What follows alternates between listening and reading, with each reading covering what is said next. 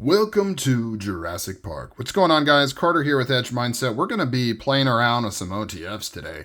I know how much you guys love that. I certainly do. So we're going to be doing that. We're going to be taking apart this Hera II. Now, the objective of this video, because I want to be clear up front, right? I want to make sure you know what you're getting into. This might be a sprawling video. There might be ups. There might be downs. There might be swearing. I don't know what's going to happen. But the point of this video is to cover a couple different topics. One is just a takedown of this Hera II here. It's a very cool knife. You can see it doesn't have any body screws, right? We're going to talk about how to take it apart. I've done that before, but I want to do it again. The other thing I want to talk about is kind of the concept of skinny blade, big handle. I want to touch on that maybe. We'll see if we'll talk about it. But the gist of it is that whenever you're stuffing a blade into a handle like this, like an OTF has to be, if you want to put any shape onto the handle, you've got to add to it, right? So this is the thinnest part.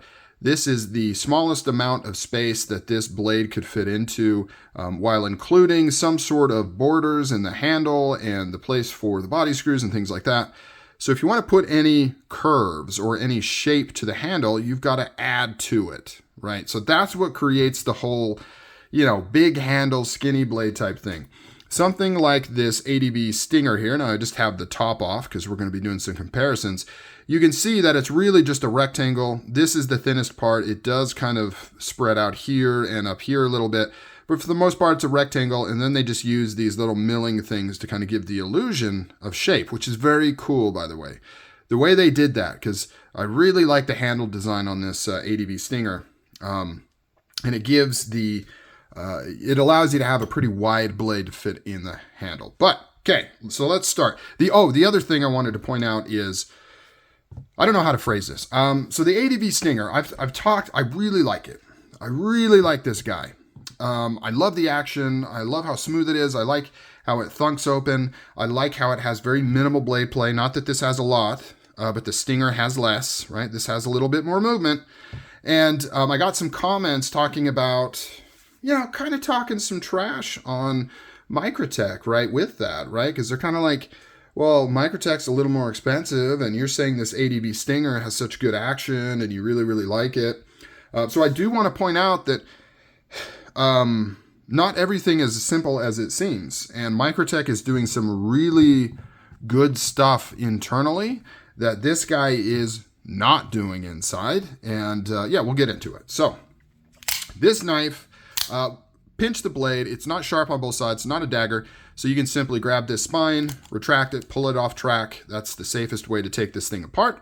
So on these guys, this one's currently set up for right hand carry. You see the pocket clip here. It is reversible. You can take out both these screws and I believe just swap them directly. I don't think you have to spin this internal piece around. I could be wrong, but I think you can just do all this without taking the whole thing apart. But all you have to worry about is taking out this side. So you want to look at the thinnest top piece, and that's the screw you want to take out. Not that taking out the other one would cause any issues. I've already loosened it up. That's why it's so easy to take out. You can see it's a short screw. This is a Torx 30 here that we're using. And then once you do that, you just slide this up. See how it just slides ever so slightly. And then the cap, the cover, the top just pops right off. And I failed the first test, which is you always put your finger on this button, especially on Microtechs. You see that hole right there? There's a little spring that goes inside there, and I almost lost it. And you don't want to lose the spring. You don't want to have to replace that. Now, here's the thing. This will function without the spring, right? It'll function. It's not going to break it. If you lose the spring, you can still put it back together. You can still use the knife. The button will kind of rattle around a little bit if there's a gap there, because this is kind of what's giving it a little bit of tension and keeping it from moving around, but it's not going to be catastrophic or anything like that. Here is the top. You can see how cool it is because they've milled the spring channels into the handle in order to kind of fit it all in there. Let's see. I gotta get these screws out here. Still have all those in there, and you can see here's the channel for the spring on this guy. However, it's not as detailed, right? Like if you compare the two, you can see how this has a lot more like refined milling in there. This one's a little more simple. Like it's clean, it's done very, very well. but it's just not as detailed of milling going on inside of there.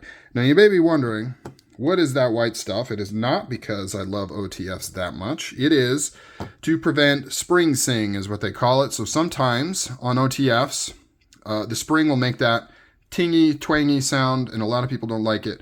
So if you put a little lithium grease on the springs, it'll go away.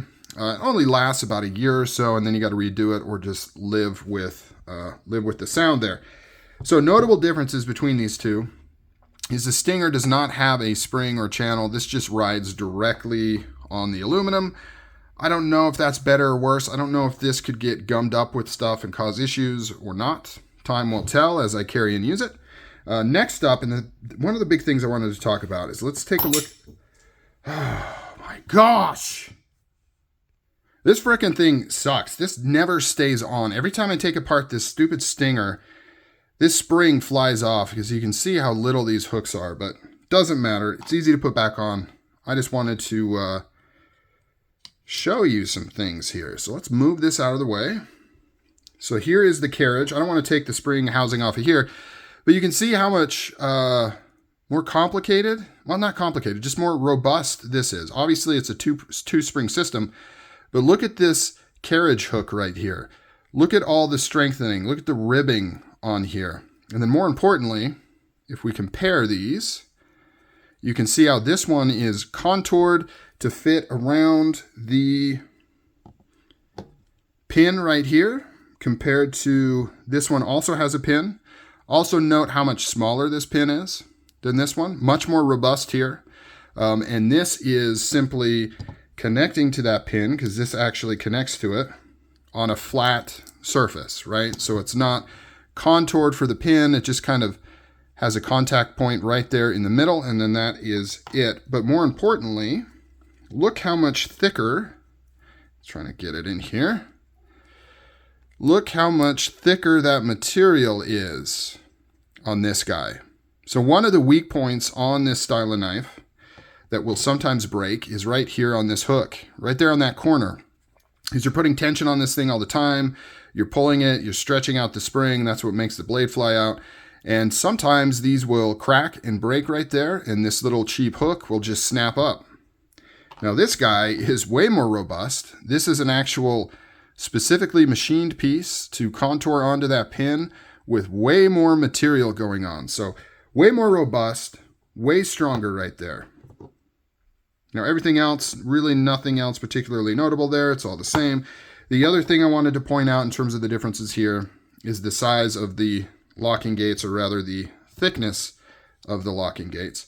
You can see on the Microtech cleaner and thicker gates right there compared to the Stinger. So there's a more, and it may not look like a lot, but when you're talking about metal stressors, like it does matter. This is quite a bit thicker.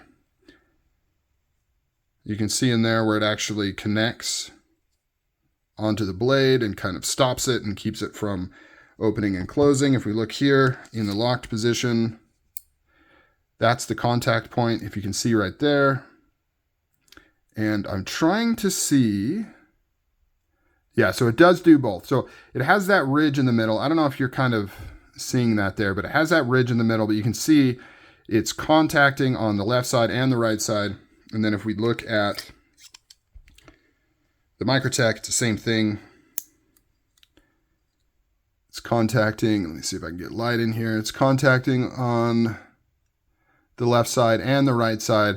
So plenty of contact points, but you do have a thicker locking gate on the Microtech here. So that's the thing, it can be a little illusionary, right? I could see, like if I handed this knife to both, now the Hera is no slouch. It has really, really good action, but I could see somebody thinking this one is maybe a little more refined. It feels a little tighter all around, feels a little tighter, not as loose. And I could see somebody saying, oh, this is the superior knife.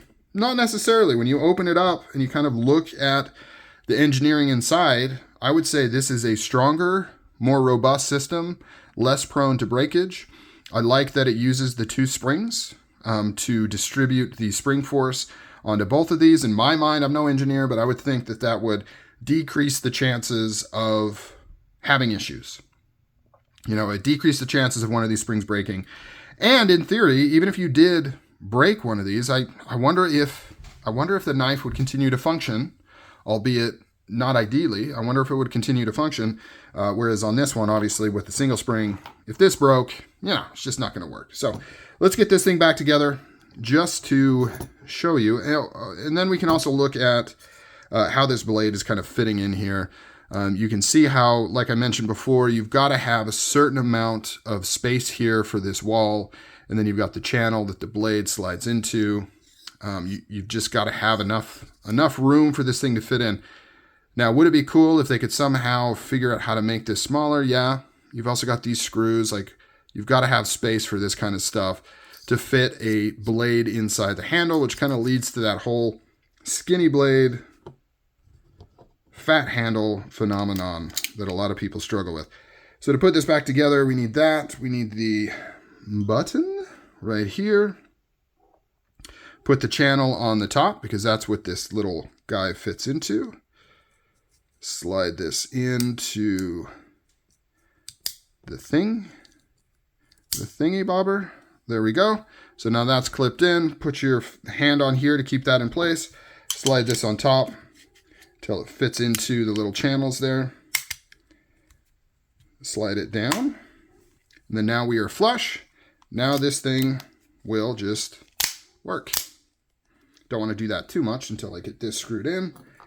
Screw this guy in, and it is completely assembled with a single screw, or disassembled and reassembled with a single screw. So pretty cool. I really wish they would do this no body screw system on more of their knives. Like, I think it should be on almost all of them.